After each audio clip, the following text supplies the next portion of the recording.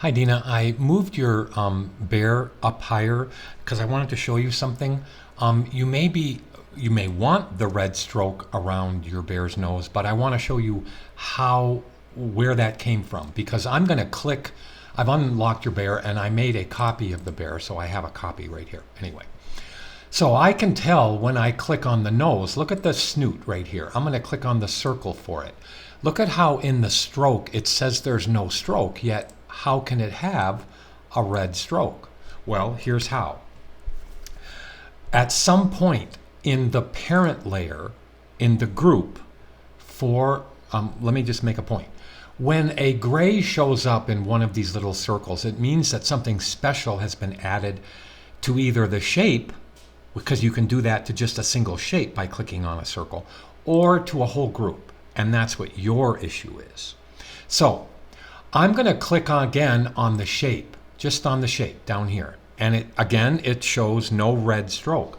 But I'm going to bring the properties palette over so you can see something. Okay, let me move your bear over.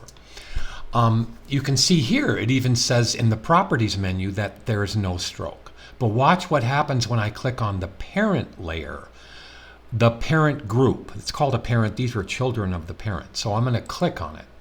See how there's a red stroke right here? That means that everything in here is going to have a red stroke.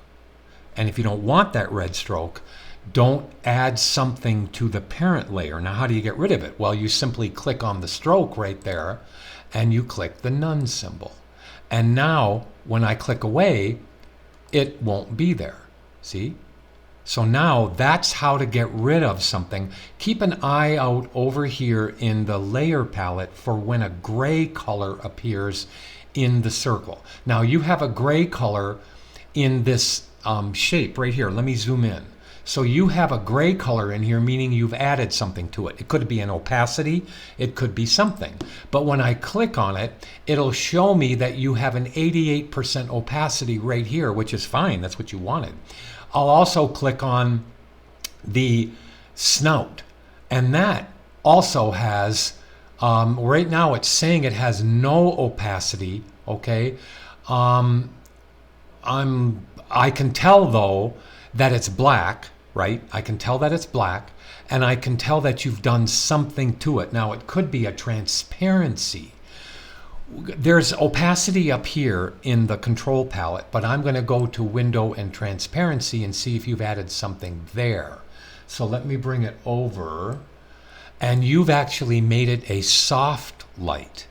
So you could have achieved the same thing by going to normal, okay, and then lowering the opacity either here or up here. And I'll make it like 50% just so you can see that I can do the same thing with opacity. The mode is fine, but I just wanted you to see the difference. You had it a little darker, so I'll go like that. Now, I'll put it back at 100%, and I'll choose the mode of soft light, which makes it transparent. Okay, so I just needed to check that out. So the biggest thing though was, and let me move the transparency palette, is I don't think you wanted that red stroke around your beautiful bear's nose. And I love what you've done. So I hope this has helped.